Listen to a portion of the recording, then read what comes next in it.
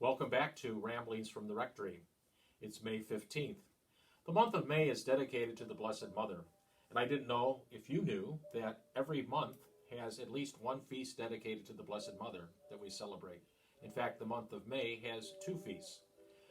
One feast, the Visitation, which is usually celebrated on May 31st, will not be celebrated this year because it's the Feast of Pentecost. However, this past week we celebrated the feast of Our Lady of Fatima. I find it very timely this year, more so than before. A little over 100 years ago, in 1917, the world was in great crisis. It was known as the Great War. We know it now as the First World War, but at that time it was the war to end all wars. And it was in the midst of this that the Blessed Mother inserted herself in the apparitions that took place at Fatima to three tiny children. And she asked at that time of crisis, that time of horror of war and heroism of those who were fighting for democracy and liberty, to do two things. One, prayer. Two, penance. Many of us feel helpless at this particular time because we can't be on the front lines. But I think that the Blessed Mother would ask us, especially during this month of May, to just do those two simple things. First of all, penance and prayer for those who are sick, those who are suffering, those who have died, and for their families. Two, penance and prayer for those people who are on the front lines, doctors, first responders, nurses, hospice care workers, that are working with these people and caring for them in their days of suffering and also untimely death.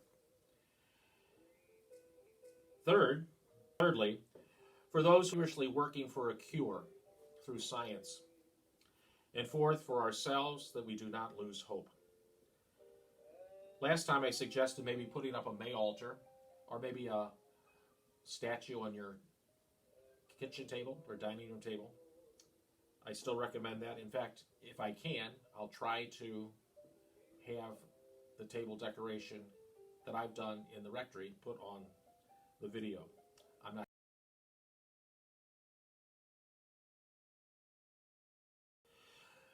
As many of you know, church is opening for the celebration of the Eucharist on Monday, May 18th at 8:30.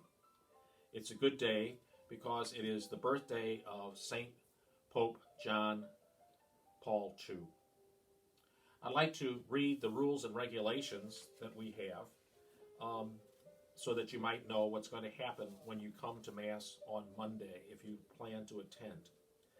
There have been general directives that have been released by the diocese and also in collaboration with the people of St. Louis and also the county.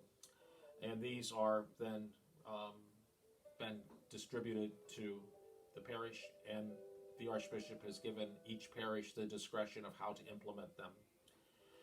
First of all bishops of Missouri have dispensed the faithful from the obligation to attend Mass on Sundays until further notice. The COVID-19 pandemic presents a serious threat to physical health. Therefore, those who are symptomatic or who have been exposed to another with the virus within 14 days may not permitted to enter the church in accordance with national, state, and local health directives. All attendees are asked to take their temperature at home before coming to church. Those who are at any risk because of underlying health issues or who are over 60 years of age are strongly encouraged for their own health to avoid the risk of attending the public celebration of the Mass. Taping the Mass is encouraged for those who cannot join in with those who are celebrating in church. I would just encourage you to think very seriously about attending. What we can do is think in terms of maybe after we see how many people come to weekday Mass, attending another day as opposed to coming on Sunday when there are less people, if you have a great desire for receiving the Eucharist, which I'm sure many of you do. Guidelines for returning to Mass at St. Alban, Rome. Daily Mass is at 8:30 and will begin on May 18th in the church proper. We must wear masks at all times while in the church narthex and the church proper. We will enter using the main doors, and there will be no gathering or socializing upon entering or leaving the church. We will sit in designated unmarked seats in the middle of the church. Couples and families may sit together, but you must maintain social distancing of 6 feet apart from other participants. Pews that are marked cannot be used or were marked off in blue tape. There will be no holy water, no hymnals or missalettes, no offertory processions, no singing, and no sign of peace. If you have a Magnificat, you may bring your own Magnificat. At communion time, we will receive communion at the side aisles and return to your seats by the center aisle, using the markings on the floor to stay 6 feet apart. You may lower your mask to receive communion in your hand only. After you put the Eucharist in your mouth, you are to raise your mask and return to your pews by the middle aisle. Only the celebrant will receive the precious blood.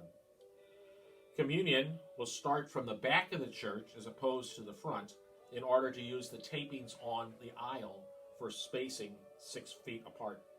Hand sanitizer will be available on the entrance to church, in church if needed. After each Mass, church will be disinfected, and areas like restrooms, narthex, door handles, and railings will be wiped down.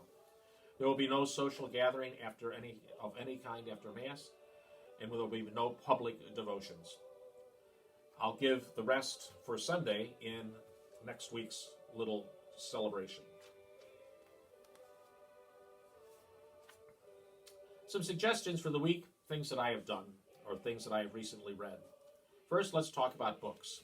Last week I forgot about the kids, but one of my favorite new kids' books that I read last January around Christmas is Neil Patrick Harris's The Magic Misfits. It's a story of kids that are kind of out of it in some kind of social ways, but become a great gang because of magic. It's just the first in a series. I highly recommend it. It's very fun. It also has different magic tricks in it that you can learn how to work. The second one, for a little humor and also spirituality, it's called Between Heaven and Mirth. It's another book that's done by James Martin. And as you can see from the cover, it has such saints as John the 23rd, Francis of Assisi, Mother Teresa of Calcutta, Teresa of Avila. The question is, did St. Benedict laugh? It's a great book about saints, and also about their sense of humor and how we have to have a sense of humor, more so than maybe any time at this particular time in our spiritual life. If you want to read some quick biographies, I've only read 4 of them. There's a new series that is out, and it comes from Collegeville.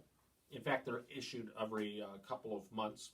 The one I've read is on Dorothy Day, who is up for canonization. She's the woman who started the social worker movement. Paul VI, who was recently canonized. John the 23rd, who was recently canonized. And also Joseph Bernardin, former Cardinal Archbishop of Chicago, who had the magnificent seamless garment theory of pro-life issues. Daniel Rudd, who was a black editor who started the very first black newspaper and was also very much involved in social justice and saw the Catholic Church as being the first one to involve themselves in the civil rights movement. I don't know if you knew it, but here right in St. Louis, Cardinal Ritter integrated the Catholic school system before the Supreme Court of the United States did. Also a great one on Francis, great way to understand him, and also his philosophy, especially as a Jesuit. And also one of my favorite contemporary artists, Sister Corita Kent, who was known especially in the 70s and 80s for her artwork. She actually is considered the Catholic Andy Warhol of the art world. But there's others, as you can see, Oscar Romero, Paul Farmer, Flannery O'Connor. There's good reads, short reads for everybody. I highly recommend them. If you're trying to find a perspective on what maybe life and civilization is all about, one of my favorite books is Civilization by Kenneth Clark. If you want to binge TV, you can find it also on DVD, Civilization by Kenneth Clark. What this is a artistic, architectural, music, literary understanding of civilization. And it actually begins with the invasion of the Vikings coming down to England and starting actually England, the Channel, and then Paris, France. Excellent book.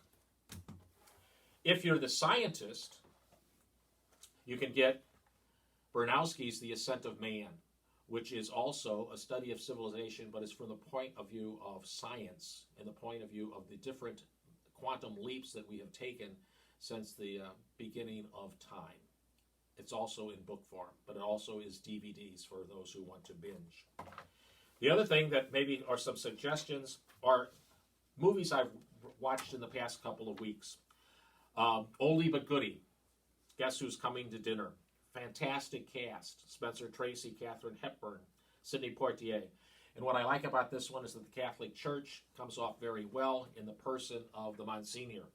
You probably won't recognize his name, Cecil Calloway, but when you see his face, you will. Being a foodie, just the other night I watched Julia and Julia. It's a story of Julie, who is played by Amy Adams, and she is a young married woman who's trying to find her place in life and starts a blog, and it's paralleled with the life of Julia Child, also starring Kim Tucci, with Meryl Streep as Julia Child.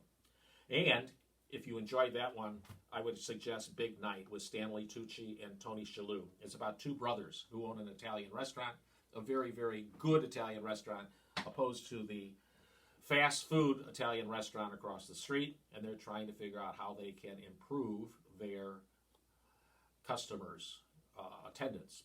And so they have this whole big night that's going to have a great event happen. I strongly recommend that. Speaking of food, this past week, Tara and Laura were my guinea pigs for a new pasta recipe. I got it offline, but the only reason I did it is because I was at Dierberg's and saw some sun-dried tomatoes, and I thought, they look great, but I didn't know what to do with them. So I went on the internet and found a recipe. I actually tweaked it a little bit, and I think it was actually better.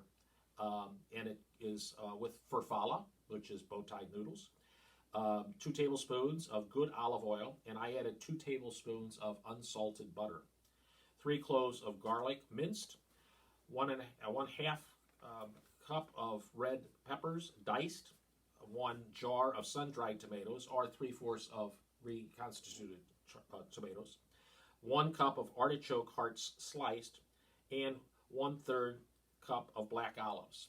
I didn't put them in Tara and Laura's because they don't like olives, but I did, and I thought they were fantastic. Plus, at the end, a handful of fresh parsley, or some fresh parsley, Italian parsley, or fresh basil. It's easy. Boil the pasta, then saute all of the ingredients in the order that are listed. Drain the pasta, pour the sauce over it, finish it off with great basil or parsley. Finally, the office will be open on Monday, May 18th, usual hours. If you're coming to the office, please make sure you're wearing your mask. I want to thank you all for your contributions. We've been able to keep up with all of our bills, the salaries for all of our teachers and staff, and to pay down also continuing our debt. Your generosity has been unbelievable. I am very, very appreciative. We are waiting for further designs on the elevator, but as soon as that happens, we might be starting on that project by the end of June. That's all from here. As Julia would say, bon appetit, but what I would say is peace, love, and joy. Stay safe.